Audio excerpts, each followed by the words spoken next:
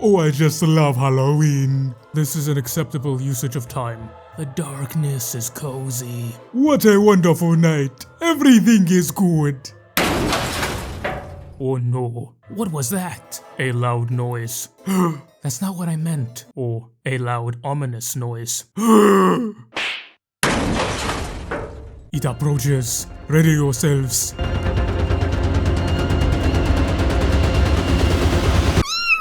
Oh, kitty. Feline. Snack. What? I mean cat. Regardless, there is no danger. You got that right,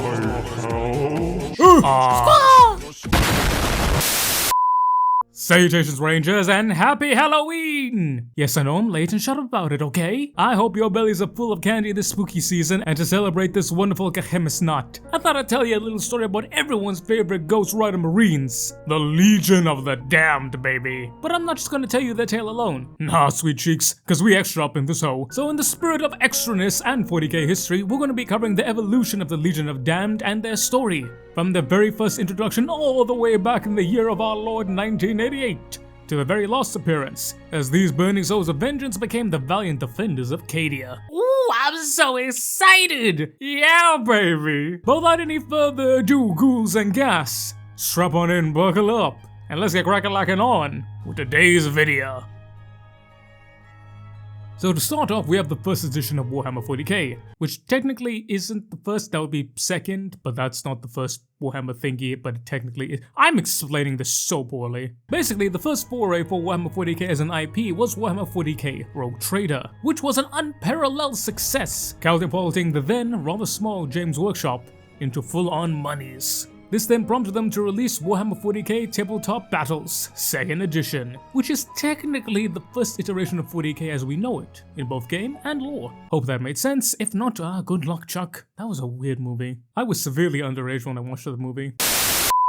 Yet while Rogue Trader was the first, it was not alone, as GW would also release a semi-regular publication alongside this, which covers pretty much everything over the length and breadth of their many products, and this little magazine would be known as White Dwarf, named after this child of a stunty known as Grombrindle. Was it? And it is here, March 1988, in the 99th issue of this publication, that the Legion of the Damned would be spoken into existence. As a small supplement with a lore blurb that would become the cornerstone of their story, a badass jet black with flame and bone color scheme, and some pretty decent rules. But it wasn't the rules that made you play these bad boys. Oh no, it was the sheer, unadulterated, pure badassness that just oozed from a legion of motherfucking big armored space marine Ghost Rider looking sons of bitches. God, I fucking love this hobby. Woo! Taken from White Dwarf issue 99. In the year 963 of the current millennium, Space Marine chapter Firehawks was ordered into the Crone's World. Crone's World and adjacent planetary systems had fallen into anarchy, following heavy raiding by Eldar pirates. The Firehawks' intervention would drive the Eldar from the human worlds, restoring Imperial rule and teaching the alien invaders an important lesson. The entire chapter fleet, including the chapter's mobile space fortress, made a successful warp jump from the prior system, a mere 120 light years away from the Crow's worlds. The 5 ships, over 800 battle brethren, and 2,000 other personnel, expected to reach the Crow's world with no more than 12 hours. They never arrived. 20 years after the event, the chapter was officially declared lost in the warp, and presumed destroyed. The great bell of lost souls tolled 1,000 times, as it said that the Emperor himself ordered a black candle to be lit in the Adeptus Chapel of Fallen Heroes. The fell truth would not emerge until almost a year later, when a besieged Imperial research station received unexpected help. The garrison had been suddenly attacked by orc pirates. After 3 hours of fighting, the situation looked hopeless. Then, without warning, the orcs found themselves attacked in the rear. The ferocity of the fighting appalled even the station's defenders. Within half an hour, several hundred orcs had fallen to the mysterious, powered armored figures. Then as suddenly as they had appeared, the warriors vanished. This time they left behind a banner, a gnarled chapter flag of the Firehawks, and inscribed upon it was the motto, In dedicato imperiam ultra articulo mortis, for the Emperor beyond the point of death. As well as the banner, there was a recorder and a sundry other sealed items. These were immediately shipped to Earth.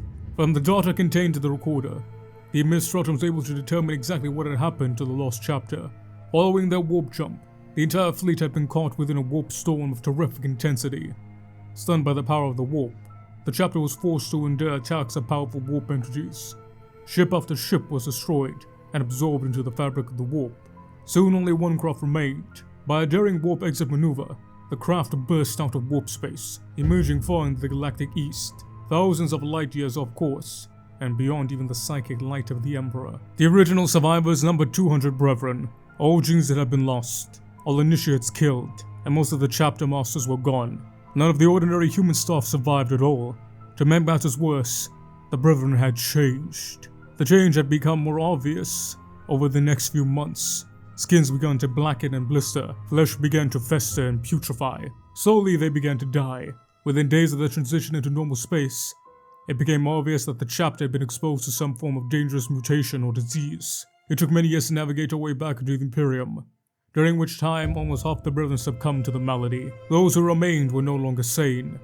Pain and despair had driven even their hardened minds beyond the point of rationality. Doomed to agonizing deaths, they gradually became obsessed with their fate.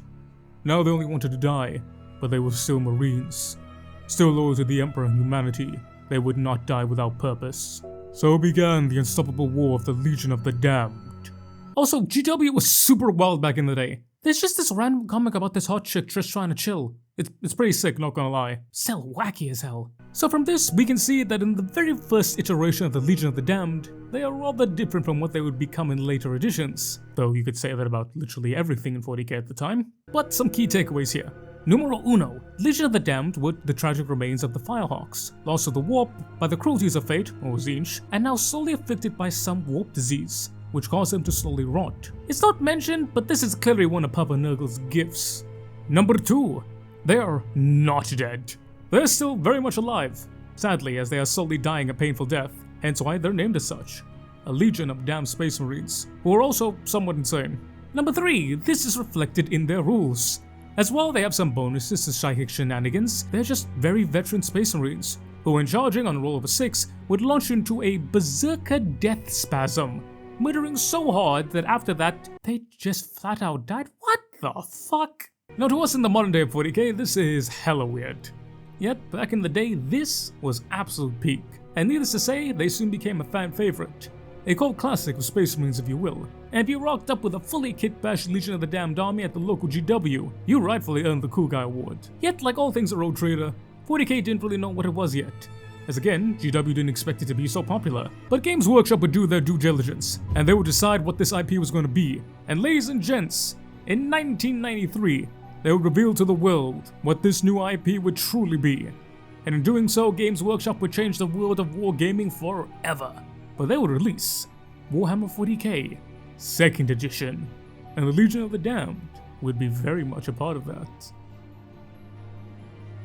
To say that 2nd edition was a big deal and a massive shakeup would be akin to saying, I want to bone an Eldar. An understatement so grotesque in its meaning that it brought us on, dare I say, incompetence. Damn, that is one hot elf. How you doing, baby girl? 2nd edition well and truly solidified not only what 40k was, but more importantly for us today, what each faction was. And the Legion of the Damned were invited to that party, receiving a rather small but impactful mention in the Ultramarine 2nd edition codex, which would add some small but important changes to the faction. The Legion of the Damned is a mysterious and unexplained occurrence. In times of great adversity, the Legion will come to the aid of Space Marines in battle, turning defeat into victory, and even protecting the Imperium from some terrible catastrophe. Afterward, the Legion vanishes, leaving no trace of their presence, or clues as to their origin. So you can tell that these were 100% based on the OGs back in Rogue Trader. But rather importantly, there was no mention of the Firehawks, and it focuses on the Legion being much more of a mysterious Space Marine Legion. And considering that in the same book the idea of the Horus Heresy and all that was cemented, it has a lot of connotations. Yet these guys are still just normal Marines, rather skilled veterans mind you, who can't break and cause fear, but still relatively mortal fellows. Oh yeah, by the way, you also only get one squad of them as allies, but arguably the most important mention of them was in a story in which Chief Librarian Tigurius recalls their most recent account, which would set the tone of the Legion of the Damned for the next 8 editions, and it goes a little something like this. Of all the legends of the Imperium, one of the strangest is that of the Legion of the Damned. Most bizarre of all, there are many corroborated accounts of those otherworldly warriors, their unexpected appearance upon desperate battlefields, and the sudden and inexplicable disappearance at battle's end. The account of Ultramarine Chief Librarian Tigerius is the most recent report of this mystery. On the third night of fighting, the orcs took the great bastion from us. Despair settled in our hearts, for all hope of rescue was now gone. Of our company, I counted but 37 living, and of those but 25 unhurt. The orcs gathered about us in the darkness. The screeching and cackling of their Gretchen haunted us as they mustered to attack. An hour before dawn, I called the company to prayer, since our chaplain was slain. We made our peace with the Emperor in battle fashion. It was as I raised my eyes from prayer that I saw a strange host, where moments before there was nothing but darkness. At first I thought it some conveyance of the orcs, but as the host advanced, I realized it was Space Marines. Though not of any chapter underneath the Emperor's sun, the armor was colored black, and upon it was drawn chilling images of bones and fire. On their helms they bore skulls. As they advanced, an eerie glow shrouded them, and fire seemed to dance about their feet. Like the bones of men in the torment of purgatory they were, so that they looked more like skeletons than living men. Yet not a sound did they make. For while I believed this to be some phantasm, a vision of ancient times, for I had heard the Emperor grant such sights to those of his warriors who faced death in his name, but it was not so. For soon the ghastly warriors reached the orcs' battle line, and suddenly the air was full of battle din. The orcs were wailing and crying in their terror. We remained and watched the Dark Battle Brothers at their work, and never before or since have I seen fighting such as I witnessed that dawn. Seizing the moment, I regrouped my company and led them to war. There was little work left for us, for the orcs lacked stomach for the fight. Soon we secured the Great Bastion once more, and without further loss of the Dark Brotherhood, there was no sign. This would set the tone of the Legion of the Damned being Space Marines who showed up when they were needed the most, by rather mysterious means. Yet that would be all for our Flammy Boys. They would have the odd mention as a painted mini here and there in the White Dwarf over the years. Yet, all of that would change come August 1998.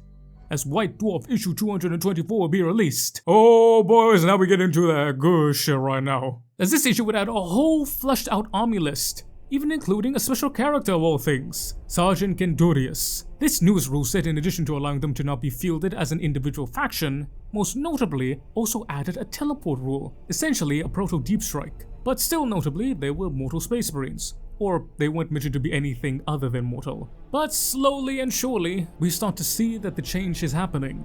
People love the Legion of the Damned, so much so that they got their own mini-line, a box of 10-man tacticals, devastators, and assaults, with supporting land speeders, bikes, and attack bike, and a good old chunky and funky box knot, with a custom printed bones and fire on the lot of them, and a sick lore blub to boot. The Legion of the Damned are the enigmatic force that appears as if from nowhere to help defeat the foes of the Imperium. That they were once Space Marines there is no doubt, though which chapter they belong to, no one knows, apart from the legionaries themselves, and they are not saying. Whatever their past, they are now vengeful and merciless destroyers that strike without warning, leaving only death and destruction in their wake. Their work done, they disappear once more, leaving no clue as to their nature, other than the devastating result of their battlecraft. Nice! So looking at the Legion of the Damned at the end of 2nd edition, we see that they are a very elite legion of still mortal yet very, very mysterious Space Marines, who apparently show up out of nowhere to slay the foes of mankind. They still suffered from some unknown affliction that was both a blessing and a curse.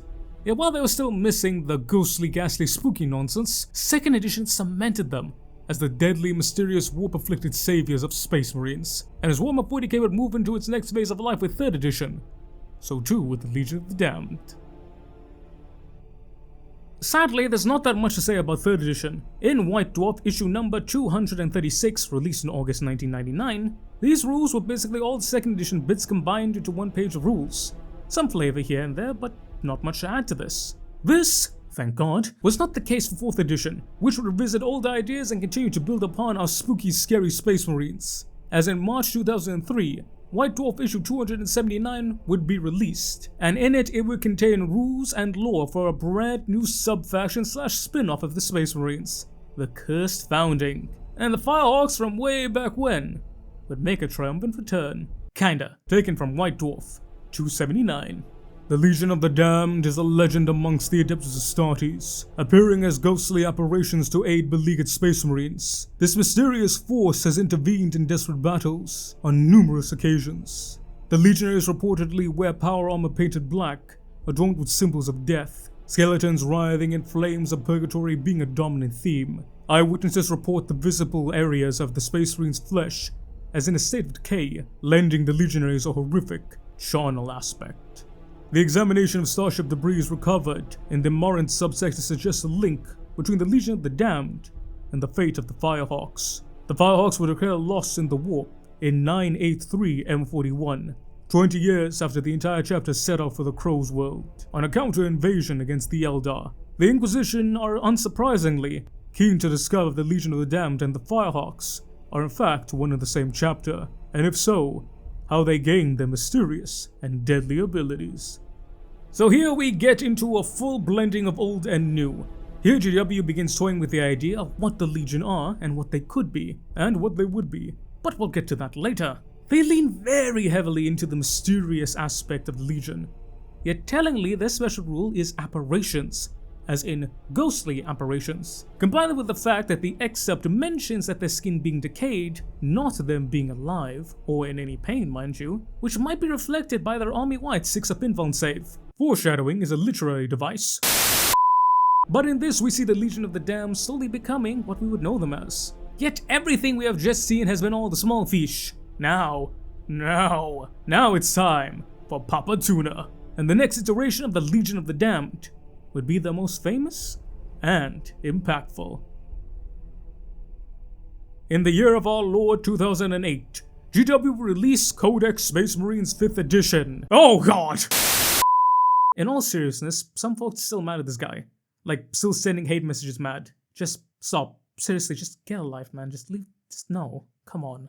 Now, despite some of the more interesting writings in the Codex, on page 95, one would find the very unique and very special rules for the Legion of the Damned. And ladies and gentlemen, boys and girls of all ages, the moment you have been waiting for is here. We come to the first true iteration of the modern Legion of the Damned, taken from Codex Space Marines, 5th edition. Of all the legends of the Imperium, the strangest by far is that of the Legion of the Damned. These silent warriors are Space Marines in appearance, their black armor adorned with chilling images of bones and fire. Yet they are not of any chapter under the Emperor's sun. Most eyewitnesses dispute even the Legionaries' mortality, for an eerie glow suffuses their sable armor, and a halo of ghostly fire dances about their feet. There are many corroborated accounts of Legionaries enduring firepower that would annihilate mortal men. The most notable of these reports came from the Kenyan battle zone, where a half-dozen Legion of the Damned walked unharmed from the volcano cannon blast that claimed 4 predators and 2 score Space Marine. The bolters carried by the Legionaries, though in aspect no different from those borne by any other Space Marine, discharge flaming projectiles that can pierce the strongest armor. Nothing, nor Chaos Chosen, Rockcrete Bastion, nor boiling lava, can stay the spectral wrath of the Legion. The nature and origin of the Legion of the Damned is a topic much debated by Imperial scholars. Some believe the Legion to be the survivor of the lost Firehawks chapter, transmuted into a new and terrible form by the warp storm that claimed their vessel. Others consider the Legion to be an extension of the Emperor's superhuman will, time-lost saviors, or even the vengeful and immortal spirits of Space Marines slain in the Imperium's many wars. In the course of their investigations, several Inquisitors have tried to capture or intercept the Legion of the Damned, but all have failed. Some have even been present on the same battlefield as the Legion, but events always inexplicably conspire to prevent the Inquisitors from getting close to their quarry, leaving them nothing more than frustrated witnesses to the event. Who or what guides the Legion of the Damned is an enigma to all, maybe save the beneficent Emperor himself. They appear only in times of the greatest need, coalescing unexpectedly out of fires of a desperate battlefield to turn a disaster into a victory. The Damned Legionaries fear no foe, and they can fight with a chill precision that few mortal warriors can match, passing through the bloody ground like vengeful ghosts. Terror is their harbinger, and oblivion their gift. When the battle is done and the foe eliminated, the Legion of the Damned depart as suddenly as they had arrived. They seek neither reward nor thanks from those they have saved, and leave only the bodies of the slain and an enduring mystery in their wake. And here we have it all. What the hell they are, Warp shenanigans are some random, probably Ultramarine successes. No vehicles for these bad mamma jammers, foot slugging for life, baby. The best deep strike that was built in, and the most iconic feature, that infamous 3-up invuln save. Comment down below, which is more infamous, this or an Archon's 2-up? This right here is the Legion of the Damned. A legion of mysterious, warp-breathed spectral marines who show up out of nowhere and slowly march their inexorable march, impervious to the foe and unleashing total hell of pure martial destruction. Utterly imperious and majestic in their annihilation of the enemies of the God Emperor of all mankind. God, it's so fucking cool! Yet while the Legion of the Damned would be cemented here, their true highest point was just around the corner. For as the sun rose on the dawn of the 6th edition Warhammer 40k, in its shadows, specters clad in Mark 7 plate would lurk, and the Legion of the Damned would be their name. On June 23rd, 2012, GW would release Warhammer 40k 6th edition, and soon after, relatively, they would release Codex, Legion of the Damned. The first ever full codex for the faction in its entire history. And the previous edition cemented the core ideas of the faction. This one fucking filled that bastard with a rebar and reinforced steel plate. Taken from Codex Legion of the Damned. Of all the legends of the Imperium, one of the strangest is that of the Legion of the Damned. For those who know where to look, there are many corroborated accounts of these otherworldly warriors. Their unexpected appearance upon a desperate battlefield, and their sudden and inexplicable disappearance at the battle's end. There is a legend, whispered in secret by a suspicious few, that the Emperor has the loyalty of a force beyond reality, an army of vengeance and flame, a brotherhood of warriors who appear at first glance to be space marines, but quickly prove to be more lethal than even the most formidable of warriors. This force appears unbidden when all hope seems lost, striding from their hidden netherworld to bring retribution to the Imperium's foes. Once their bloody work is complete, they vanish into myth once more. These warriors are variously said to dwell in the spaces between this world and the realm of the warp, in the hopes and dreams of desperate men and in the pocket of reality eternally lit by the fires of hatred. Rare is a man that has witnessed the sudden violence of their attack. Rarer still those with the strength of will to keep their sanity intact afterwards. This force is known only as the Legion, or more specifically, the Legion of the Damned. With an impressive 88 pages of lore, rules, and models dedicated to these ghastly sons of the Emperor, it not only reinforced the core ideas of the Legion of the Damned, them being spectral apparitions of the Divine Emperor's justice, it also added to them in unique ways, said ways being lore blurs about different characters sharing their opinions about this mysterious Imperials. In Eldar, Artok straight up calls them demons, a Deathwing Knight is in awe, the Space Marine Battle Brother thinks they're bad business, and an Inquisitor wants to exterminate them. Because of fucking course she does. In terms of rules, they are the 5th edition Rules Plus, with a more direct emphasis on their shooting, as the fiery bolts remove cover, as well as ignoring heavy weapons penalty for infantry, further adding to the idea of them being a slow-moving, indestructible gun line of hate and vengeance. The Codex also further explore and flesh out the story of Tigurius, and when he met them when he was still a librarian for the 5th Company. Speaking of honoring older lore, the Animus Malorum would make a comeback. This was part of the unique kit of Sergeant Kenturius, way back when in 3rd edition, now over a decade and a half old. And these two examples weren't the only, as they had their very own everything, warlord traits, tactics, and weapons. This codex was truly the biggest showing for the Legion of the Damned. And oh boy did it feel like that. Here was a faction at its greatest height, a true faction, filled with so much love and care, and love was certainly there. Hey, that rhymed. As not only did they get a whole-ass codex, they also got a full-on novel called Legion of the Damned. I see Games Workshop is creative as ever. Umbrog bridled. On the light breeze, he felt the fearful beating of other hearts, out beyond the ancient stone of the walls. The burning buildings and raging multitudes of tainted mortals, armored slaughterkin and demons of madness. Amongst the overpowering stench of the tomb, the stale tang of old rot, and the death-saturated scent of grave dust, Umbrag detected the sweet perfume of life and the living. There were mortals here, thousands of them, hiding from the inevitable and hoarding their skulls. Like a carnivore enraptured at the prospect of fresh hunting grounds, Umbrag stood, his fist tight about his axe shafts, the primordial darkness of his brain struggling with what you could sense, but could not see, his blood coursing with rage at the prospect of plots, scheming, and trickery. The World Eater did not see the ghost behind him, the darkness of a shadowy alcove that became a silhouette in the street smoke, the silhouette that became armored detail, the revenant that became reality at the traitor's back. Umbrag never saw the Rikidian horror of bone-molded plate, or the auric flame that danced off the ceramite's bitter black surface. He never saw the rent faceplate of the damned legionnaire appear over his brain-specked shoulder, nor the burn of unnatural life glowing within the skull socket of the being within.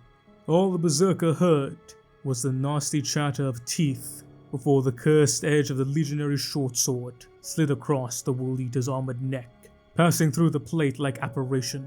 The blade assumed its lethality within, its keen edge honed to eternity, slicing through the World Eater's brazen flesh and cutting his throat to the bone.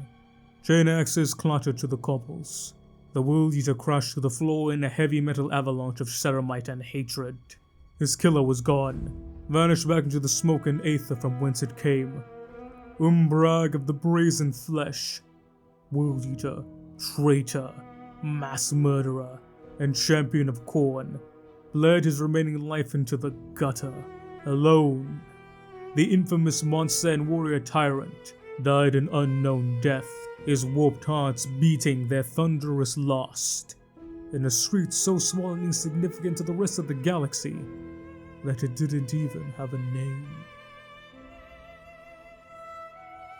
It was also a good showing for the Excoriators, as Sons of Dawn, but this would not be their only literary appearance. They would appear in a few short stories, and impressively a 78-minute audio drama, known as Petition's Flame, which is a horror audio drama involving Bastroians and Legion of the Damned, and some other nonsense here and there. Quite fitting for All Hallows Eve, no? This was truly the golden age for the Legion of the Damned. Not only did they have their fair share of the ball, they were even given the spotlight both once and twice. And this would continue into 7th edition, just 2 short years later. While they wouldn't get a codex, they did get an update that would allow for their 6th edition rules to be used in 7th. And that would be that. The high point of the Damned Legion of the Emperor. Yet while the next edition would be their last, it would be their biggest, for in the next edition, the Sons of the Emperor returned. 8th edition is a bit of a mixed bag for the Demons of the Emperor, as when it comes to the rules, whilst they would receive a minor index, they would eventually be folded into 40k legends during the course of the edition's life cycle, essentially outright removing an army that had existed in some way, shape or form for 7 editions of the hobby. Yet to somewhat counter this, they would receive their largest impact on the overarching lore of Warhammer 40k, that being the Siege of Terror, and the return of the Avenging Sun, the Primarch, Robute Gilliman, aka Lord Blueberry Supreme. Yet whilst appearing alongside other quote-unquote Imperial demons such as Saint Celestine, here we would find out that the Legion of Damned is in fact a legion of spectral marines, the spirits of long dead and betrayed Astartes, which possibly include the Firehawks of ages past, and even the long dead betrayed of Istvan 3 and 5. This was a point that would be added in the Horus Heresy novel, Master of Mankind, in which the Emperor would summon spirits of dead custodians and space marines, and even what might be the spirit of a dead Ferrus Manus. Yet who exactly they are is left rather annoyingly vague. We do know what they are, as when the Necron pylons were activated on Cadia, all warp entities, demonic, both chaotic and imperial, began to dissipate, including the Legion of the Damned. This would prove disastrous as the Legion of the Damned had been holding back the tide of the Black Legion, and, well, you know the rest. In the aftermath of the Great Rift, the Legion of the Damned would seemingly be empowered by this, as they were said to appear on hundreds of worlds, seemingly all at the same time, from Armageddon to Antagonist to the home of the Angel himself. As when the Blood Angels were under threat by a massive incursion of the Tyranids, the Legion of the Damned would show up to aid the beleaguered sons of Sanguinius. Taken from devastation of Baal, the battlefield flickered back to the present. A space marine, burning head to foot in corrosive chemical fire, howled madly, bludgeoning a Tyranid beast with his broken sword as he died. All around, the Angels of Death were falling. Autumnal charged to a hulking multi-weaponed assault beast, stunning it with a blow from his Crozius Arcanum, only to be ripped in two by the giant crustacean's claws. Dante salivated at the sprays of blood that flowed out. He would have torn his helm free and lapped at the sticky sand then, had a trumpet's sweet notes not halted him. Light shone over a part of the battlefield. The Sanguinor hovered, 500 feet away, sword held upright, finger pointed downward. Warriors in black battleplate appeared from the shivering air, their armor covered in skulls and bones. Fire streamed from their eyes, and when their bolters fired, they shot ammunition of blue flame. The Legion of the Damned had come to aid the sons of Sanguinius in their hour of need. Dante blinked, but the vision did not disappear. His warriors howled and shouted, regaining some of their humanity, and pressing on after the revenants deep into the hordes of Tyranids. And whilst that is one hell of a cool intro, that sadly would be it for the Daemons of the Emperor. As aside from minor mentions across the 9th and 10th edition, most notably in the Ox of Omen series, the Legion of the Damned has had no major appearances, roles, and most damningly of all, not even the faintest whisper of rules. Yet this hasn't hindered love for these ghoulish space marines, and kit bashes and artwork have continued to flow like water, with even a few brave souls attempting to homebrew some rules for these lads. Yet while unlikely, there is always a chance that GW would bring back the Emperor's Demons in 11th edition, but maybe with a 4-up invul instead of a 3, or just make them 40 points each or something, man, I don't know. When taking a look at the Legion of the Damned as a whole, they are a very, very interesting design. Over the course of the many editions of Warhammer 40k and literal decades, they've changed. Slowly, but not as much as you would think. At the end of the day, whilst many little details about the Legion of the Damned have changed, their core identity has always remained the same.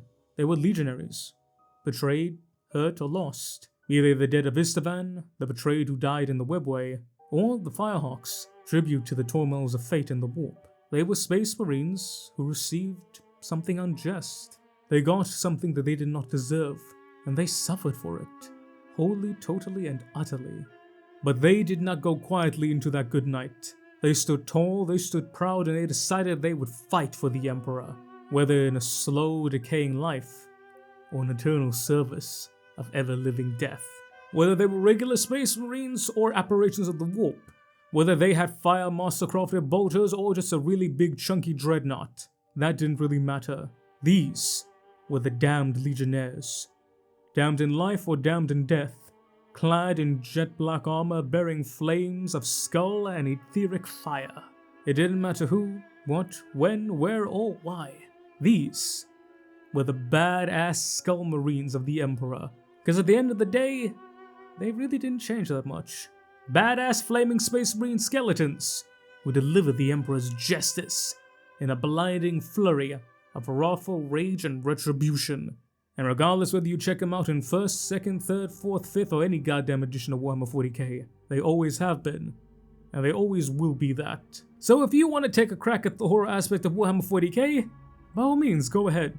But with a little bit of a twist, because instead of the spooky, scary skeletons coming to kill you, you have the monstrous, demonic warriors of the Emperor, coming to save humanity and rend asunder all those who would stand before the Emperor. And what is more 40k than that? Spooky, scary, space marine skeletons, baby. God, I love this hobby. But yeah, ladies and gentlemen, thank you so very much for watching. I hope you guys enjoyed today's video. Let me know down below, what do you guys think about Legion of the Damned and which iteration is your favorite? To be honest, there's not really that much difference between them. The most stark difference is 1st edition, which is, to be fair.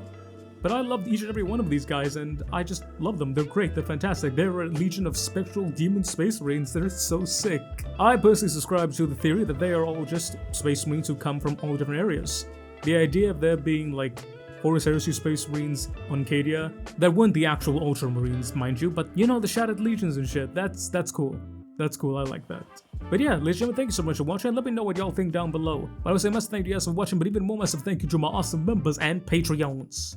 Massive shout out to my Officer Corps, starting at the Captain tier, Miss Tori. We then have our Lieutenant tier, with Mr. Eddie V3, Miss Madro of the Void, Mr. Curtis Studies, and Miss Tori. Massive shout out to my Sergeant tier members, Mr. Damiak, Mr. Warsmith the Fireheart, Mr. Andy McGee, Mr. Bowen, Mr. Sean RL7, and Mr. Matthew Merrill, Mr. That Guy. Massive shout out to my Corporal tier members, Mr. Tremaine the Math Kitty, Mr. Lord Rosarius, Mr. Tech Priest Toaster, Mr. Bowen, Miss Shauna Smithers, the Gentle Salamander, the Wench of Warhammer, Major Doshinet, and Mr. Edward King. And finally, but absolutely not least, Shout out to my amazing privateer members, Mr. Thomas Moslons, Mr. Ivan_SVW, Mr. Monkey Man, Mr. Michael Ayeda, Mr. Diego Castro, Mr. Fortisunum, Mr. CMD Nay, Mr. Eric Massaro, Mr. Dom Marek, Mr. Ken_Sakura333, Mr. Morally Bankrupt, and Mr. Matthew Peter. Thank you.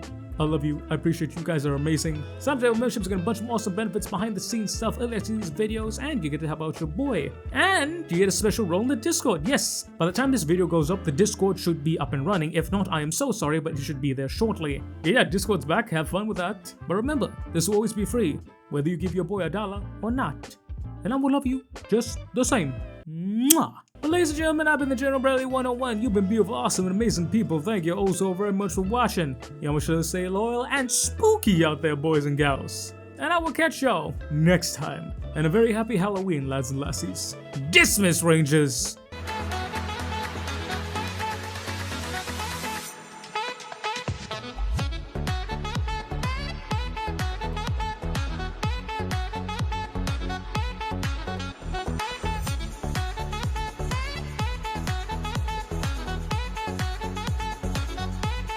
Now, if I could get an Eldar in a sexy cat costume,